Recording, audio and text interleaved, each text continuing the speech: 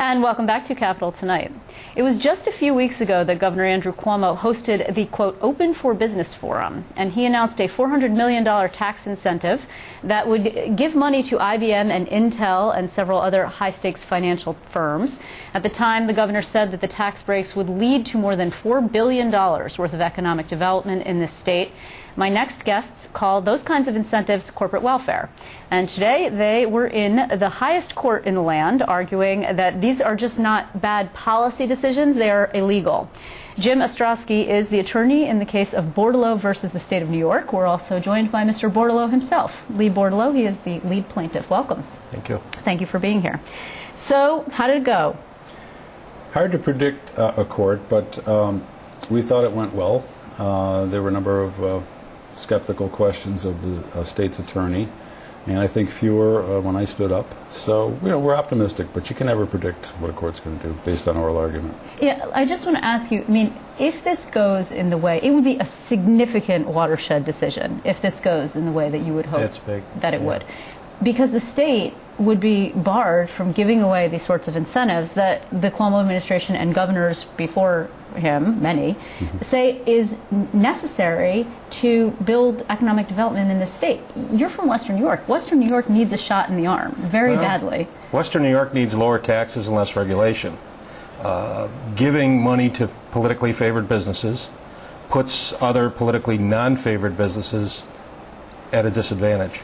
And the Constitution was written the way it was written for a reason, to make sure that this sort of thing didn't happen. And so in 1969, the state invented the Greater Development Association, or the UDC. UDC. And they were trying to do an end around the Constitution. It's never been challenged. Jim and I spoke 4 or 5 years ago about this, and we decided to challenge it. And actually, a lower court said no the first time around.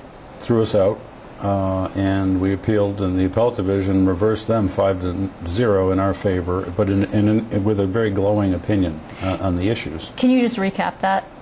Well, there's 3 key issues in the case. One is there's a ban on gifts and grants.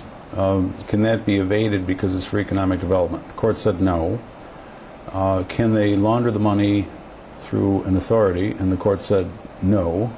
And then the last issue is, well, is there some sort of consideration here?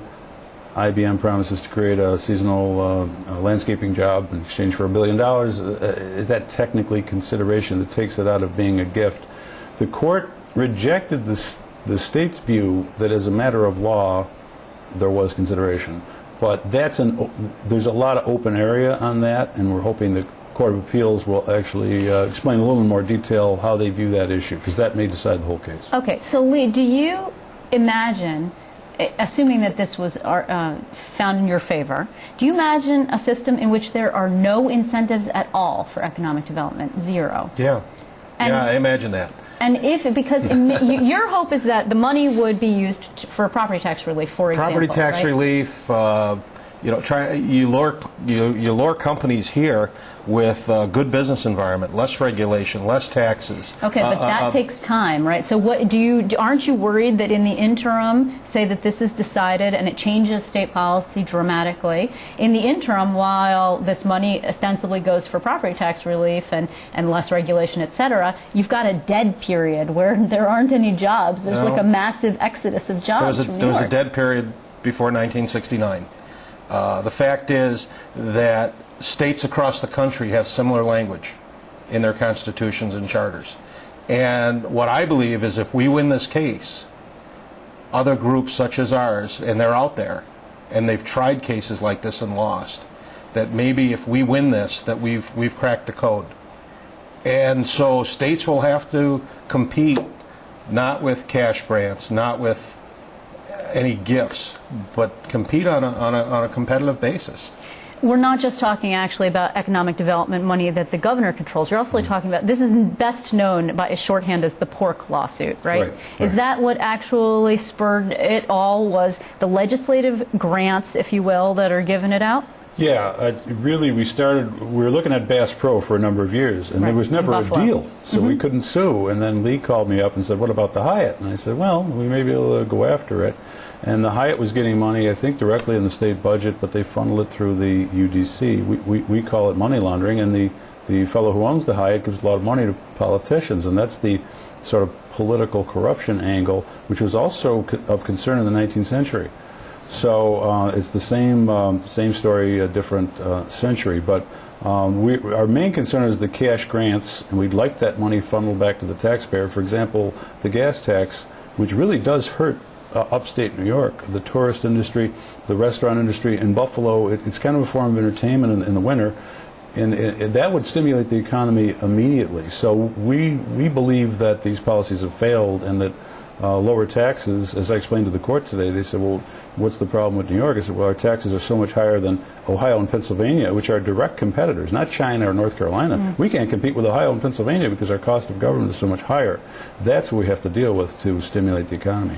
Are you, just curious, are you doing this pro bono? Is that how that's working? No, I'm being paid a modest amount of money. People pooled their money together. Because you're not alone in this lead. There are some other I'm not people. alone. Yeah, the 50 people pitched in, and we had a small fundraiser, and occasionally checks come in. Because there's a possibility that if, in fact, you turn this policy on its ear, that you would go to other states and teach them sort of how to do this. Other people who wanted to challenge this policy of giving out incentives. Well, we want to go after the IDAs next, but we're not going to do that until we win here. We're also going to go after the local governments because there's an analogous provision. If we win here, we'll pretty much be certain we'll defeat the local governments doing the same thing, because the language in the clauses are virtually identical. And specifically, the language says no gifts. That's specifically what you're talking about here? The absolute wording is the money of the state shall not be given to, loaned to, or in aid of any private corporation, organization, or undertaking. Right. And that pretty much precludes them from giving my money and your money and Jim's money to somebody else. And Milton Friedman coined the phrase, the benefit of the few at the expense of the many. And by the few favored doesn't hold water. But by that token, I mean, you're a libertarian, are you not? Or is it just I guess you from could a call me political that. ideology? Yeah. Oh, you too, Jim, is that right? Yeah. Okay, so but by that thought, you're talking about small government, itty-bitty government only, then you're saying, would that mean no social programs? No, all that you That's believe not, is... no, the social programs are allowed under the Constitution. Right. This is not allowed under the plain language of the New York State So Constitution. it's the pure giving of money, not the spending of money by government to benefit the Unemployment. citizens. There's exceptions, and we're not contesting the exceptions as a matter of law. But there's no exception for business, and that was the original impetus, and that's where most of the money is. So that's where we're going after first. In one of the briefs, the state briefs, said that the figure was $4.6 billion that we were interrupting. And that was 2 years ago. So, is it $6 billion today? Is that 3 or 4 or 5% of the state budget? Well, and is that legislative and executive spending, or that's the state's figure? Just their figure. I mean, I don't think anybody could actually do the math and come up with a number.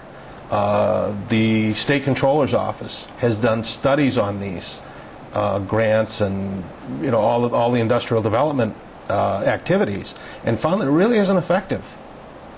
We don't care whether it's effective or not. What I'm concerned with was when I read the language of the Constitution, and I said to Jim, I said, that's pretty plain.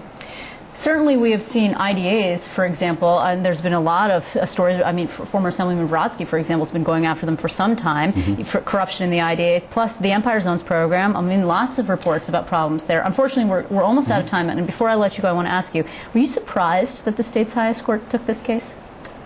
No, there's so much money at stake, and as you say, so many important projects that inevitably they were going to get this case, and we actually consented to them getting it early because we want to know what their answer is.